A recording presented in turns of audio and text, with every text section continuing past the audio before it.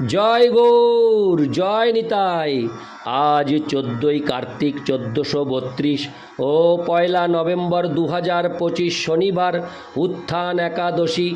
আজ আমি এই একাদশীর দিনে শ্রী চৈতন্য চরিতামৃত পাঠ করছি।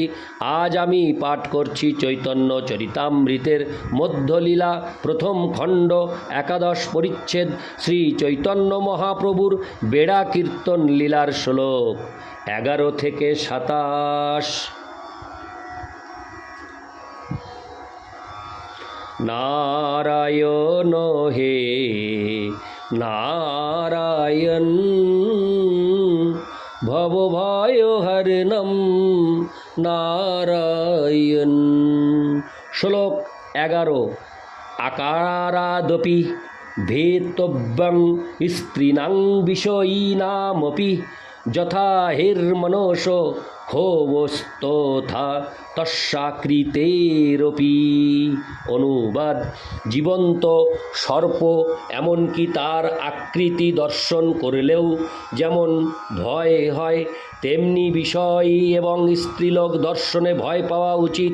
এমনকি তাদের দেহের আকৃতির প্রতি দৃষ্টিপাত করা উচিত নয়। তাৎপর্য: শ্রী চৈতন্য চন্দ্রোদয় নাটকেও 8:24 এই শ্লোকটির উল্লেখ রয়েছে। ইতি শ্লোক 11। শ্লোক 12। ঐছে বাত পুনরপি মুখে না আনিবে, কহ যদি তবে আমায় এথা না দেখিবে। শ্লোকার্থ: ভট্টাচার্য, আর কখনো এই ধরনের কথা মুখেও এনো না। যদি আনো তবে আর আমাকে এখানে দেখতে পাবে না। ইতি শ্লোক 12। শ্লোক 13।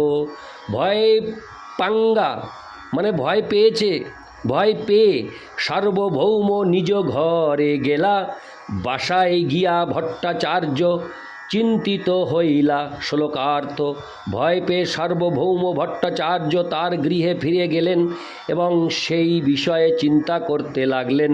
ইতি শ্লোক 13। শ্লোক 14। হেনকালে প্রতাপ রুদ্র পুরুষোত্তমে আইলা, পাত্র মিত্র সঙ্গে রাজা দর্শনে চলিলা। শ্লোকার্থ: সেই সময় মহারাজ প্রতাপ রুদ্র জগন্নাথ দেখতে এলেন এবং তার পাত্র মিত্র সহ মন্দিরে জগন্নাথ দেবকে দর্শন করতে গেলেন। তাৎপর্য: এই শ্লোকটি থেকে বোঝা যায় যে মহারাজ প্রতাপ রুদ্র তার রাজধানী কটকে থাকতেন। পরে রাজধানী জগন্নাথপুরী থেকে কয়েক মাইল দূরে খুর্দায় স্থানান্তরিত করা হয়। বর্তমানে সেখানে খুর্দা রোড নামক একটি রেলওয়ে স্টেশন রয়েছে। ইতি শ্লোক 14। শ্লোক 15। রামানন্দ রায় আইলা গজপতি সঙ্গে, প্রথমেই প্রভুরে আসি মিলিলা বহু রঙ্গে। শ্লোকার্থ: গজপতি রাজ প্রতাপ রুদ্রের সঙ্গে রামানন্দ রায়ও এলেন। জগন্নাথপুরীতে রামানন্দ রায় মহা আনন্দে শ্রী চৈতন্য মহাপ্রভুর সঙ্গে সাক্ষাৎ করতে গেলেন। তাৎপর্য: ভারতীয় রাজাদের বিভিন্ন উপাধি থাকত, যেমন ছত্রপতি এবং অশ্বপতি, তেমনি উড়িষ্যার রাজাদের উপাধি ছিল গজপতি। ইতি শ্লোক 15। শ্লোক 16।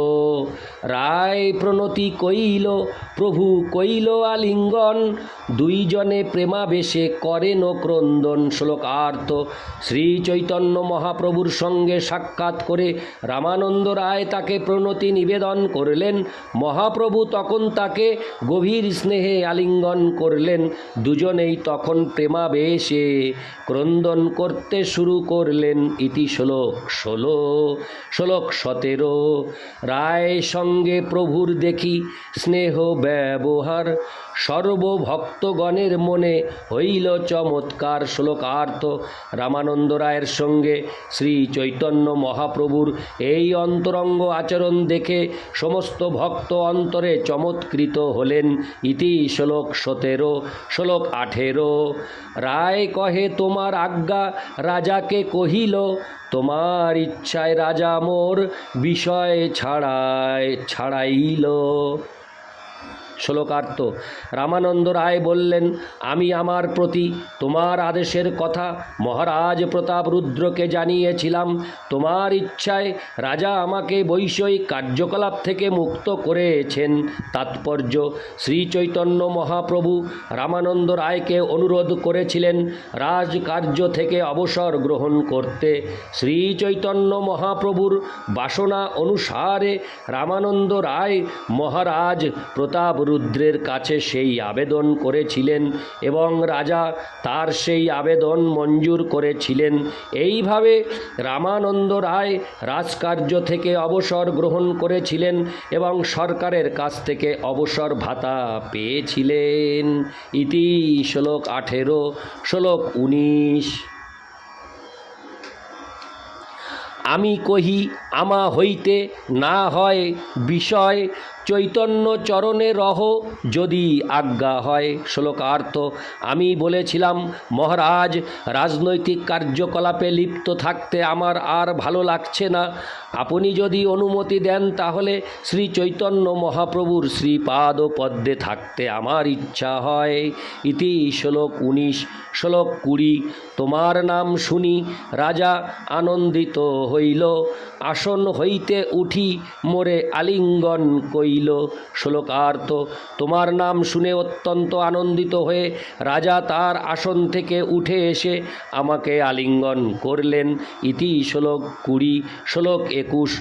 তোমার নাম শুনি হইল মহাপ্রেমাবেশ, মোর হাতে ধরি করে প্রীতি বিশেষ।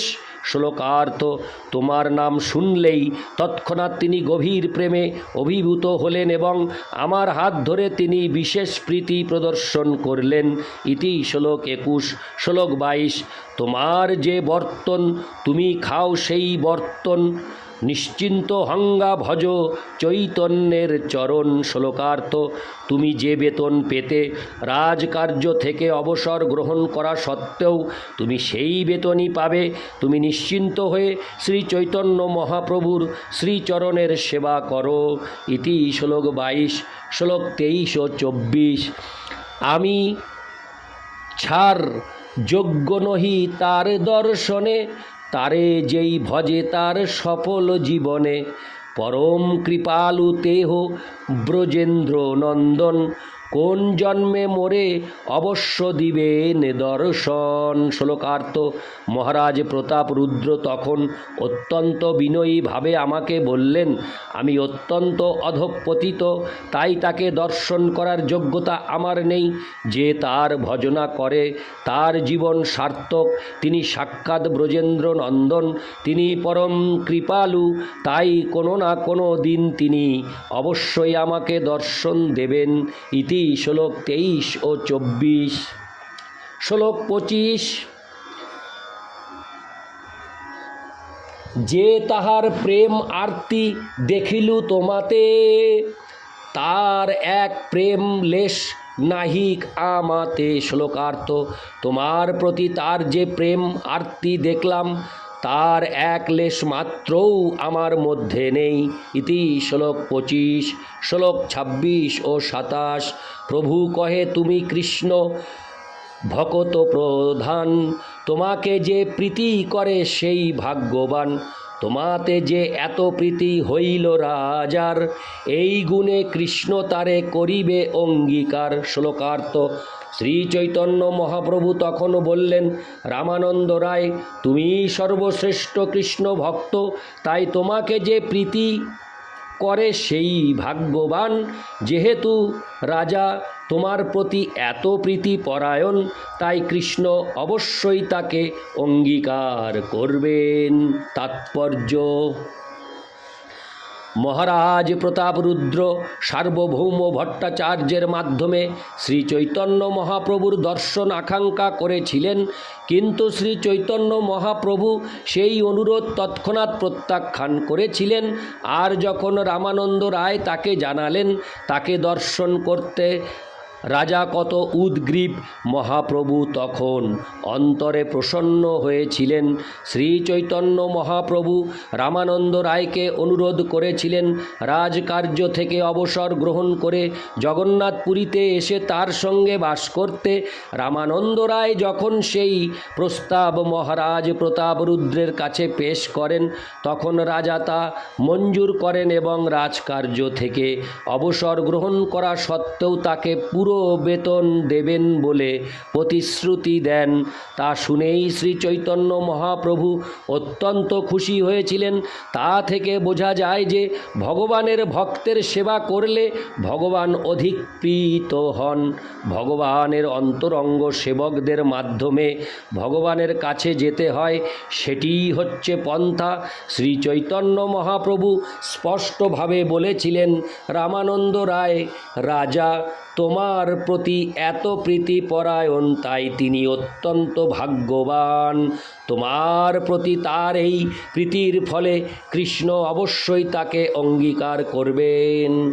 ইতি শ্লোক 2627। নারায়ণ হে নারায়ণ ভবভয়হরণম নারায়ণ। জয় গৌর, জয় নিতাই।